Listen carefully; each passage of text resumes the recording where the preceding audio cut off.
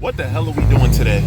We're gonna make a couple changes. I'm noticing that for some reason I'm a little down on boost. Today we're gonna go to in-track and I'll tell you what we're gonna do to fix that when we get there. A little open space here. Here we are, baby, up on a lift. A lot of times you don't get a chance to see my turbo without a filter on it. So here it is, boom.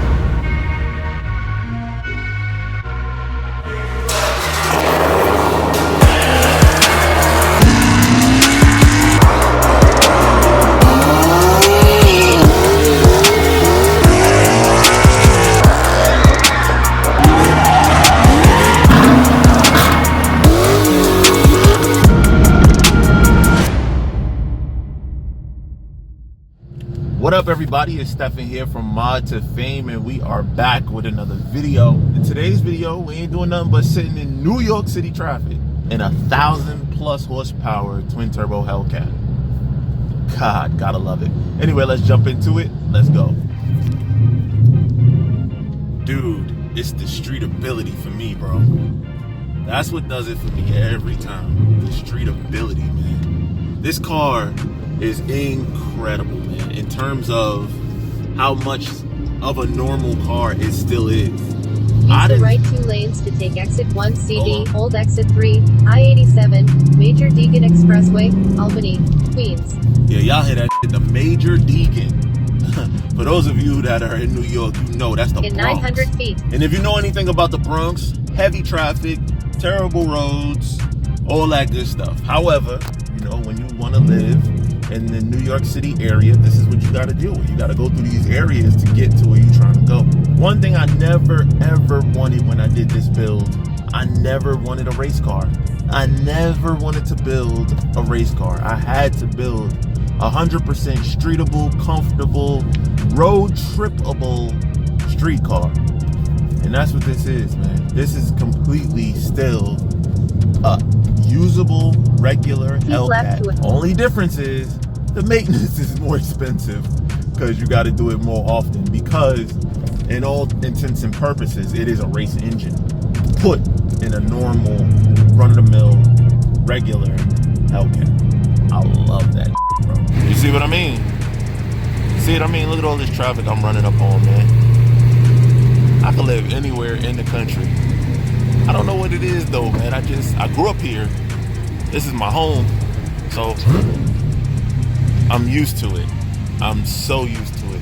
And the only bad part about driving in traffic for me is the fact that I'm driving a stick shift car with a Mantic triple disc clutch. The clutch is not super forgiving for traffic. That's like the only thing that I worry about, like burning up my clutch a little bit. But I take it easy. I let traffic build up. I let it go a little bit, and then I move so that I'm not consistently riding the clutch. But anyway, what the hell are we doing today? Hold on. See? Let traffic go a little bit, then I move. See, it's a little rough taking off. I ain't gonna lie. Those triple discs gotta engage for the car to move, so it's a little rough taking off. However, what are we doing today? This weekend is GAPFEST. If you're watching this video, it's probably going on right now. But or it has happened already. But for me, in real time, this weekend is GAPFEST. What is GAPFEST? It's an event put on by myself, Demonology, and Stunner Reese down in St. Louis, Missouri. So we got a long trip, man, that we're gonna be taking. No, I'm not driving a car. Could I drive the car? Sure, but I don't want to put that type of miles on a car. So we're gonna trailer the car using the Durango, you know, like we always do. 14 hours. So long trip. But we got it covered, man. Hop in the Durango, make the trip, and we're gonna take over Worldwide Technology Raceway, which is the drag strip that we are using. I'm gonna be racing your boy Demonology and everybody else who shows up. We're gonna have roll racing, dig racing, and sliding. But because I'm racing the big dog of all big dogs, the baddest demon, Demonology, I have to make sure that I'm ready. So I'm heading to in-track right now. We're gonna make a couple changes. I'm noticing that for some reason I'm a little down on boost. I don't know if it's because my turbos need to be greased, or is it just the weather change. But it seems like I'm down 3 to 5 pounds at every setting. and I'm not able to reach my target boost of 25 pounds. So today we're gonna go to in-track, and I'll tell you what we're gonna do to fix that when we get there. But for now, a little open space here.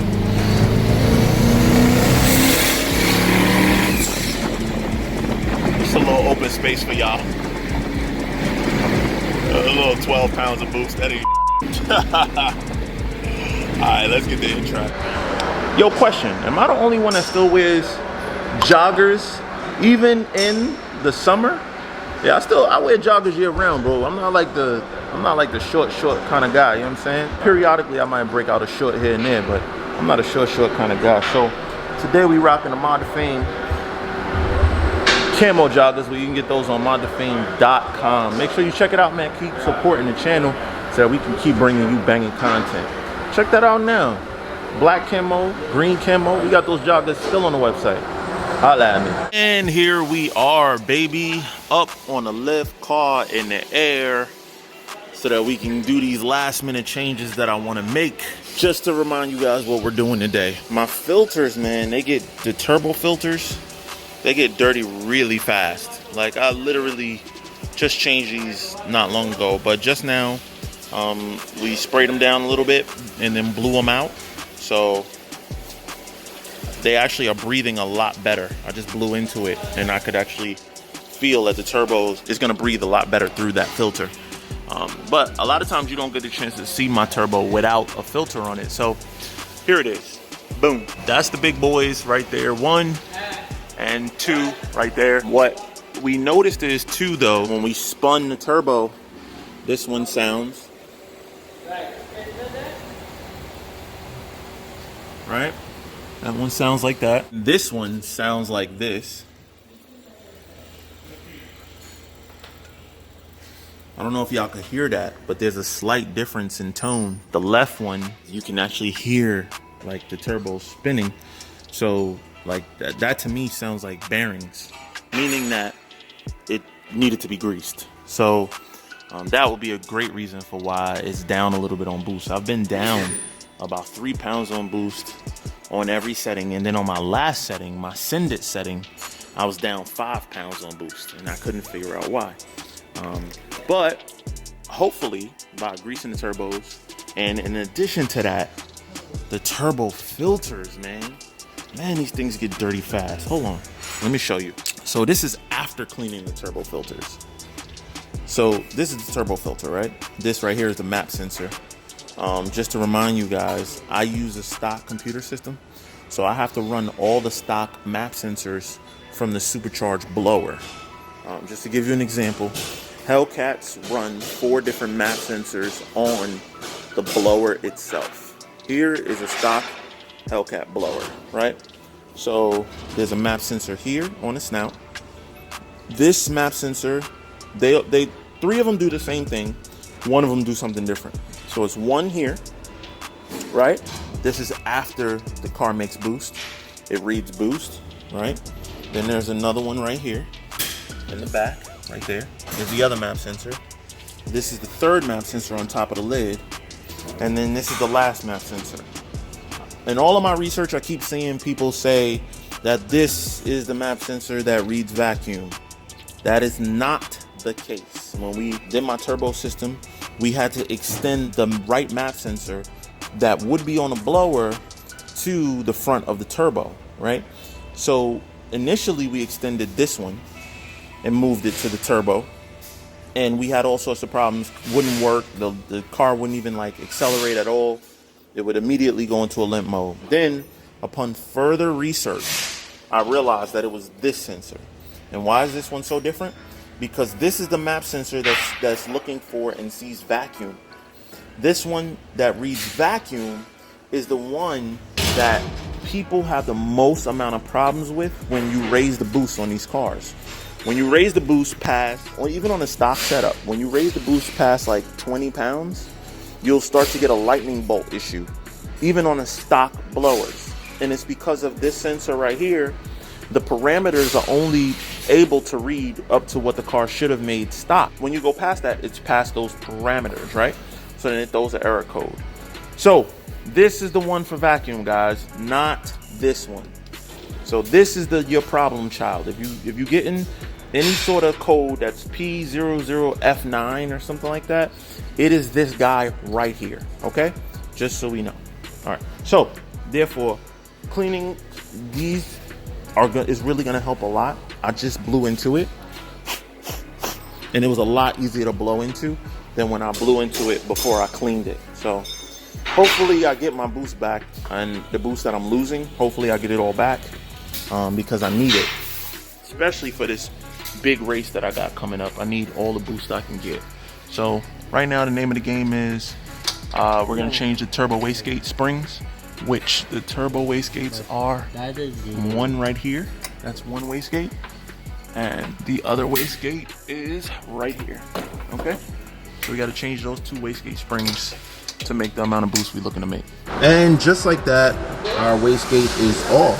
Here's our wastegate, and what came out of there was a 7-pound spring, and it's supposed to have a 5-pound spring in there. I don't see it though. I only see the 7-pound spring in there, but it makes 12 pounds.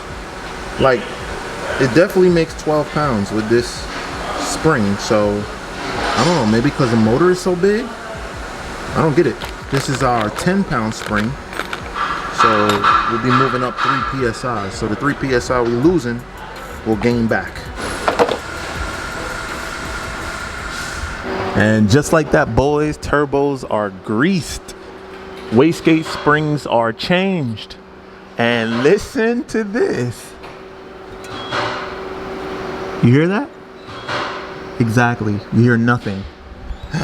It was greasing. The turbos needed to be greased. Just like I thought. That's what it was. That the turbos needed to be greased. So, sounds good, man. The good thing is no play in the shaft. Fins are absolutely in amazing condition. Turbos are super clean, so the filters are doing their job. Everything just looking amazing. Looking amazing. Looking like Demonology about to get gapped. And guys, last piece to the puzzle that we doing today, we are gonna change my lower trailing arms. The hell is a trailing arm, Steph? Now look, don't feel bad. This is all stuff that I learned. I'm all learning now, like recently. These trailing arms go here, right? And they're gonna replace these. So if you look, this is the factory one. See, the factory one is kind of hollow and stuff. Well, under hard acceleration, this flexes. And when that flexes, you could get wheel hop and, you know, causing the wheel to break traction. With these are solid. So they're not gonna go anywhere, won't break any traction. Hopefully it helps me, man. Any bit that helps to get this power to the ground is what I want to do. I have some other plans that I'm gonna do suspension related to help get the power to the floor, but let's change these arms out real quick. He knocking that out for me right now. All right, so here's the part where Dodge shows itself being a Dodge. Dodge uses these same arms, these same lower trailing arms in all the cars.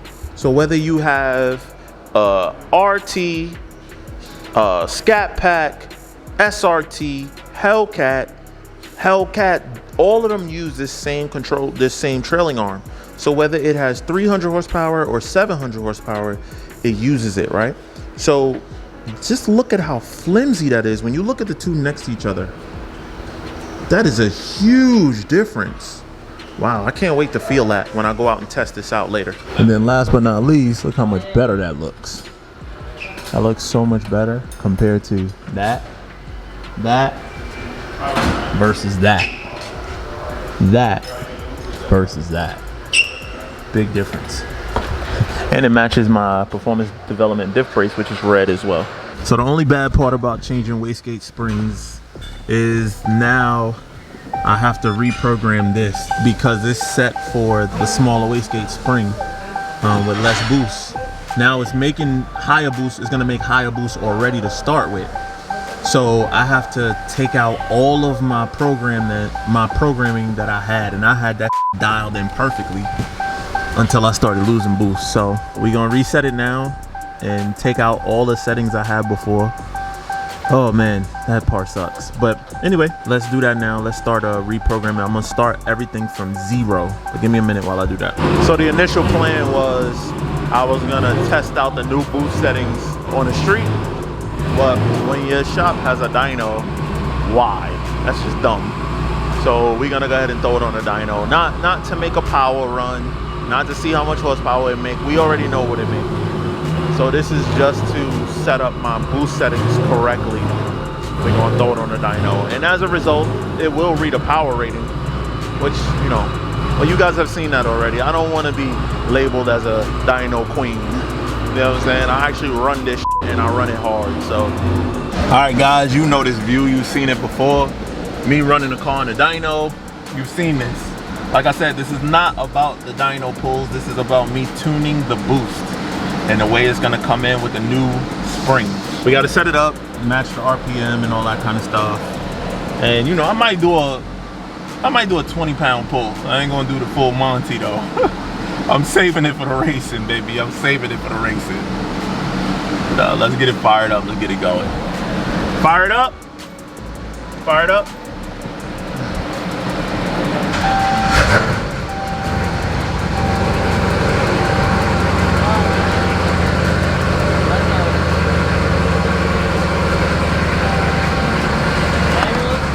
Alright, we'll let it roll slow, no problem. You know, I don't care about the dyno stuff and all that, but, you know, cool little 1166 real quick, 1166 wheel.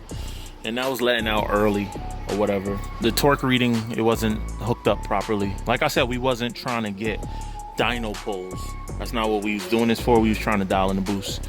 I feel pretty confident though that we are successful. It made 24 pounds of boost on that run.